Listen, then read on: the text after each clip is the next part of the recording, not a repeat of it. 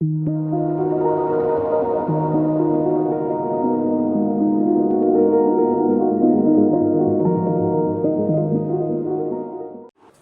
relacionado con Poljak, encontramos al cuarto pionero que quiero relatar. Él se llama Moshe Immanuel Ben Meir. Él era nacido, de hecho, en Israel.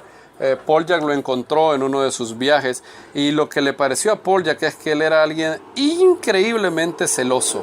Él era un hijo nativo de Jerusalén que había creído en Yeshua y trabajaba para ver a la comunidad judía en su mejor estado. Él era alguien a quien Poljak describe como radical. Él era alguien muy celoso de Sion. Era alguien que Poljak describe como alguien que amaba incondicionalmente y sin límites a su pueblo. Poljak, de hecho, dice de él, Ben Meir había nacido en Palestina y tenía todas las características de los judíos de Palestina. Su fe era profunda, dice Poljak, pero estaba unida a un radicalismo judío. Su amor por el judaísmo y por lo judío era sin límites. Él participaba activamente en todo aquello que fuera cultural o políticamente en la vida judía. Él escribió versos y melodías de canciones judío-mesiánicas. Él soñaba con el nacimiento de un verdadero movimiento judío-mesiánico. Ben Meir ásperamente expresaba su rechazo de todas las iglesias cristianas. Su predicación revelaba toda la amargura que había en los corazones de los judíos creyentes por las persecuciones y humillaciones a las cuales los judíos del presente y del pasado habían sido expuestos a través de las iglesias, o por lo menos por su tolerancia pasiva. Eso lo llevó a condenar a las iglesias y decir que todos debían al final de convertirse al judaísmo mesiánico. Moshe Immanuel Ben Meir era muy radical. Su visión era, esta es una persona, si él fuera uno de los 12, fuera Simón el Celote sin lugar a dudas. Él era alguien que celaba increíblemente a su pueblo.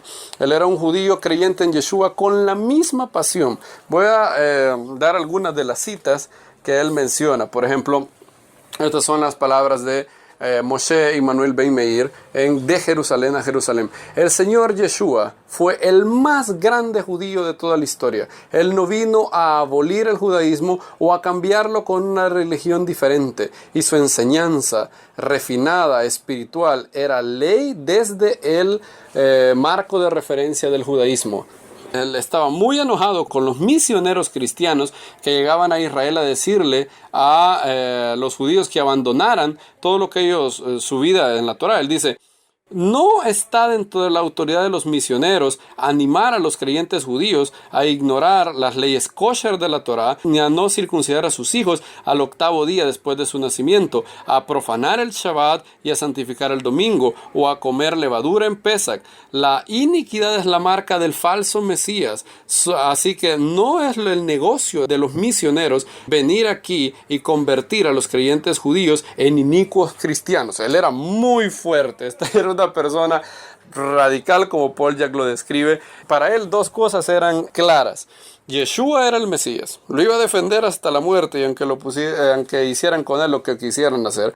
Y la otra cosa es que él tenía claro que el judaísmo era el camino para el pueblo judío. Él creía que el cristianismo se encontraba en una gran apostasía, muy grande apostasía. Al final él creía que el judaísmo mesiánico iba a ir aumentando, y que al final la cristiandad gentil iba a debilitarse más y más hacia la apostasía. Uno se pregunta si eso no es cierto, por lo menos en algún grado. No sé si es totalmente cierto lo que él dice, pero en algún grado es cierto. Vemos cada vez que el cristianismo empieza a carecer de fuentes sólidas, y algunas veces vemos con tristeza algunos abusos en el cristianismo. Y creo que Moshe Immanuel Ben Meir vio un poco eso, y quizás él era un poco más radical que Rabbi Lichtenstein, quien había considerado al cristianismo algo bueno pero que necesitaba cambio. Muchísimo más radical que Abraham Poljak también. Y este es nuestro Simón el Celote. Este es el pionero judío mesiánico que tenía un celo por Sion que si lo hubiera embotellado hubiera tenido para venderlo a los que no tienen.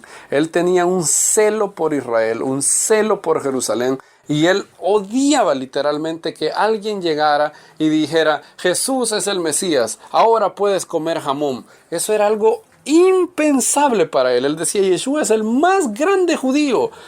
Es imposible, y no está en la autoridad de los misioneros venir aquí y decirle a los judíos que no circunciden a sus hijos, que no coman kosher. No, eso no puede pasar. Eso, la iniquidad, volverse en contra de la Torá, no es la marca de Yeshua, es la marca del falso Mesías, del anticristo, decía él. Y lo decía con una vehemencia y con una pasión que lo caracterizaba. Y él, creo que nos lega algo. Si algo podemos sacar de él, si Isaac Lichtenstein es perseverancia, tenacidad, si Yehiel Lichtenstein es erudición profunda, y si Paul Jacques es un visionario, este hombre era alguien que celaba por su pueblo. Siento celo, porción, dice el salmista, y este hombre lo ejemplificaba. Todos nosotros tenemos que tener celo por hacer de este movimiento algo bueno, algo digno de ser heredado a las futuras generaciones, y algo que tenga que ser judío en primer lugar, y que desde Sion fluya para las demás naciones, y respetar la distinción entre judíos y gentiles.